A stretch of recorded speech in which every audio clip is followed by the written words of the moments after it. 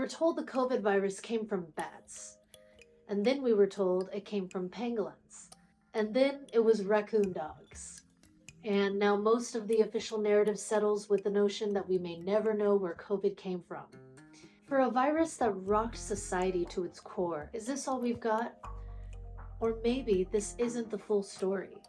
COVID origins has become a toxic debate driven by politics, but it doesn't have to be this way. In fact, investigating where COVID came from could be one of the most important inquiries of this century. Hey there, online world. I'm Amber Yang for Peers and WantToKnow.info. Welcome to our Mindful News Brief series, where we discuss the news with nuance, uncensored investigation, and compassion for all sides. We don't have the complete answers yet, but we have plenty of evidence to support the questions. Along the way, the government has covered up evidence that the US was funding coronavirus research at the Wuhan Institute of Virology, which began long before the pandemic. Specifically, they were conducting gain-of-function research, a process that genetically alters a pathogen to make it more infectious and dangerous, with the goal of creating countermeasures like treatments or vaccines to prevent a future outbreak.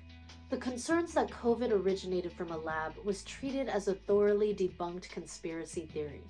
Real investigation into COVID origins was ruthlessly suppressed by an organized campaign.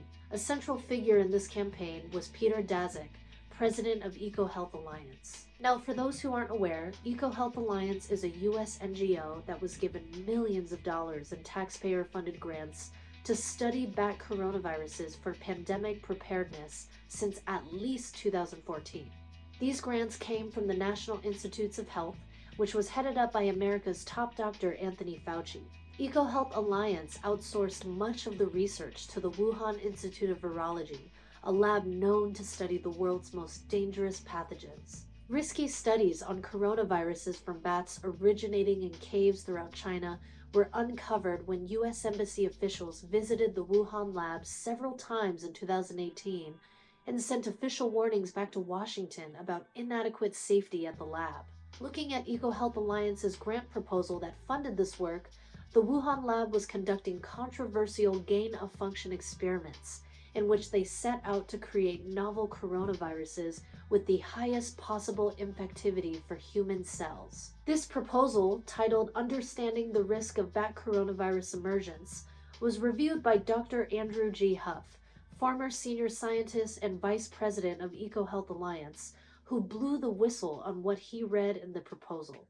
Although a moratorium on gain-of-function research was in effect when the proposal was submitted back in 2014, Huff describes how the proposal avoided NIH scrutiny by misrepresenting the research that was being done.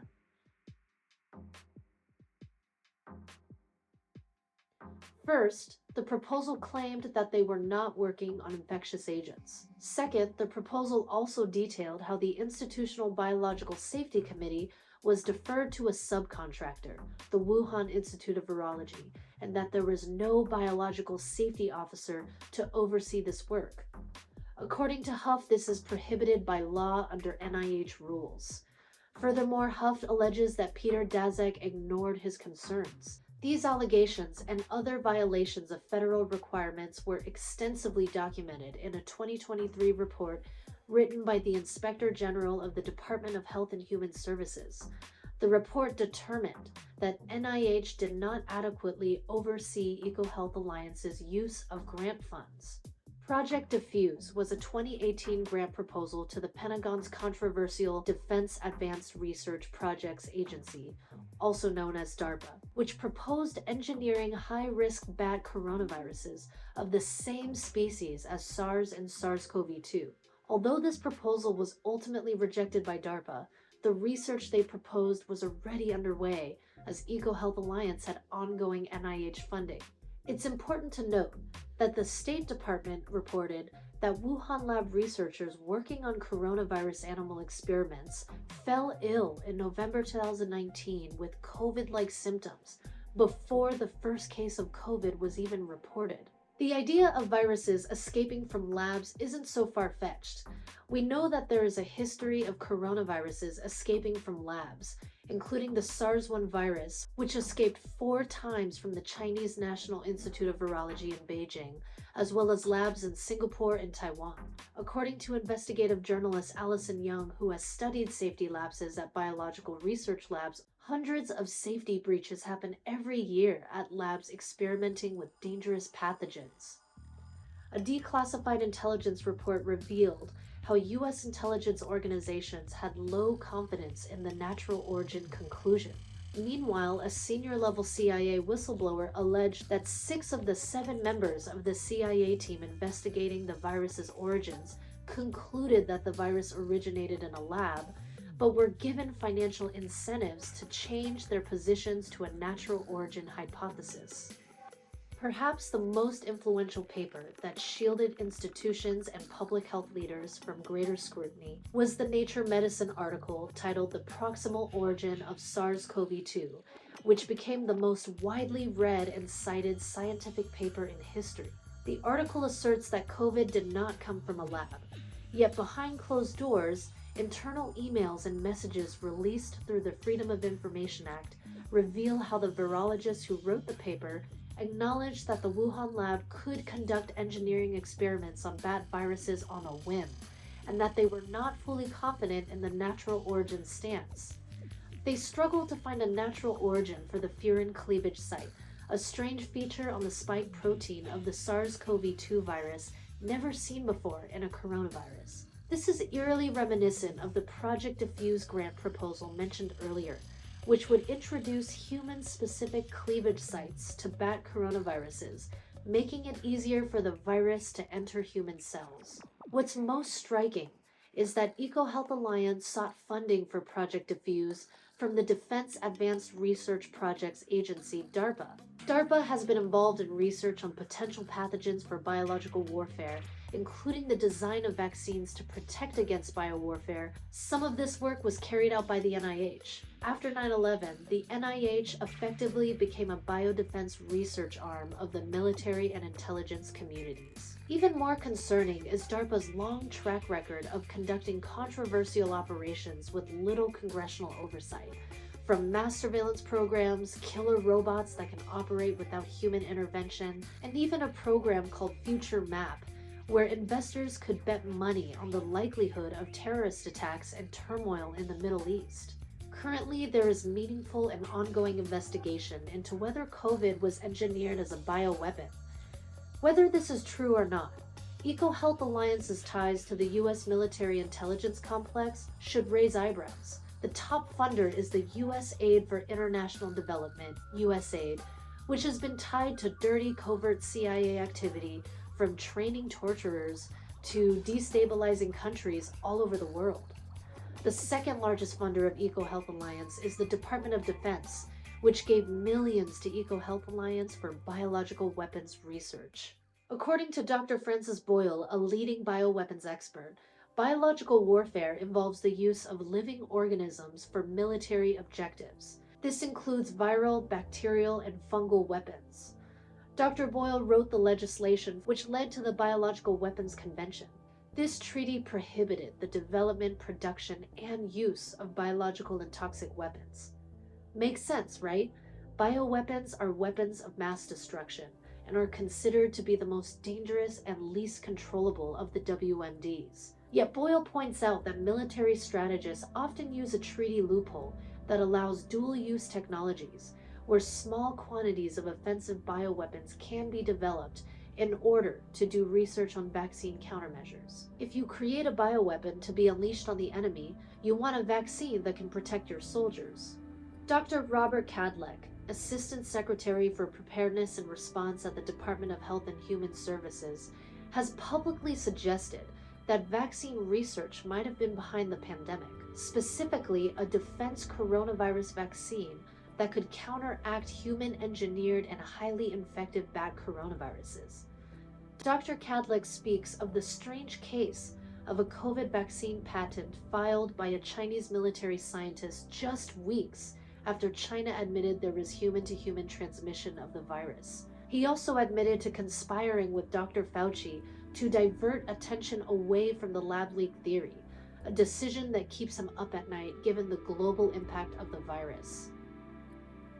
For at least 50 years, the US military intelligence machine has used hundreds of thousands of military personnel, prisoners, people of color, veterans, and vulnerable populations in human experiments for intentional exposure to dangerous substances and biological weapons. Most people weren't aware that the US military had been developing biological weapons until the Merck report in 1946, which emphasized that a bioweapon could be hidden under the guise of legitimate medical or bacteriological research. This was written by George Merck, a consultant for the US military and founder of the big pharma giant Merck & Co., a company currently plagued with deadly scandals. Our knowledge of biowarfare weapons was accelerated by Nazi technologies and expertise used in Operation Paperclip, a top-secret operation conducted by the United States government beginning in 1945 after the fallout of World War II. More than 1,500 Nazis were secretly embedded in the U.S. scientific and intelligence establishments and were given excellent jobs and healthy salaries. Kurt Blom was a member of Hitler's inner circle and director of the Nazi biological warfare program. He was hired by the U.S. Army Chemical Corps to work on chemical warfare research. His work helped the Nazis build an arsenal of weaponized pathogens and vaccines that were tested and unleashed on prisoners. It's 1977. Captured by the fear that the Soviet Union was perfecting germ warfare, American scientists worked with the Army to develop their own version of this technology and released biological pathogens into public spaces 239 times. Military researchers in New York spread Bacillus subtilis variant Niger in the subway system by dropping light bulbs filled with bacteria onto tracks in Midtown Manhattan stations. The Army exposed hundreds of thousands of people in the larger San Francisco Bay Area to a bacterial cloud of Serratia particles. The history of U.S. biowarfare demonstrates a willingness of the government to play fast and loose with medical and scientific ethics while they seek to achieve their goals. However you're connecting these dots, information like this needs to be openly discussed across our differences. In the landmark ruling Biden v. Missouri, Judge Terry Doughty remarked on the unconstitutional coordination between government and big tech to suppress unpopular views, especially on COVID issues. Facebook, Twitter, Instagram, and other social media platforms were removing posts that questioned the origins of the pandemic. Felipe Lenzos, a social scientist who studies biological threats, told the Wall Street Journal that conversations within the scientific community about COVID origins were stifled by the fear of professional retaliation if they strayed from the official narrative. The suppression of dissent creates the illusion of consensus in science, leading to a society that leans on simplistic official narratives at the expense of real, honest investigation. Brett Swanson of the Wall Street Journal articulates this precisely. The information explosion has allowed more people to spot quickly the mistakes of officials. Those in charge feel threatened. Digital censorship is their response to this crisis of authority.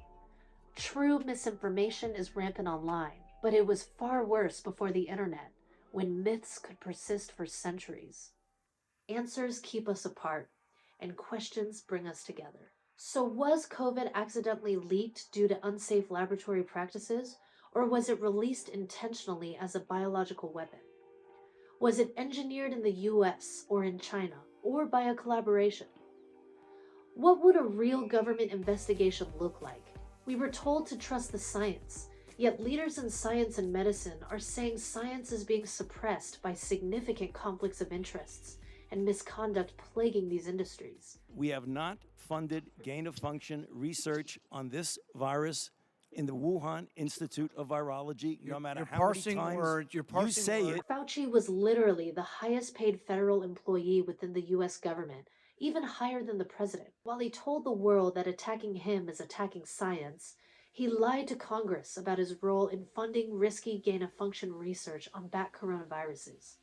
He admitted that the 6-foot social distancing rule lacked scientific basis when testifying to Congress earlier this year. In that same hearing, he said the words, "I don't recall," over 100 times when asked important information on COVID and pandemic policies. What does this say about our public health leaders and our public health system? People were injured and harmed in all types of ways as a result of the pandemic. Who's liable? Most importantly, a democratic culture builds trust. Yet we live in a time where trust in American media and public institutions are at an all-time low. Moving beyond this distrust requires that we understand the political agendas and government corruption that covertly shape our lives. Disturbing information like this can paradoxically remind us of the greater good. It is the courage of the people and the love for the common good that bring these injustices to light. Hardwired for connection, we might find that open dialogue together about crucial societal issues is a necessity for democracy and collective survival.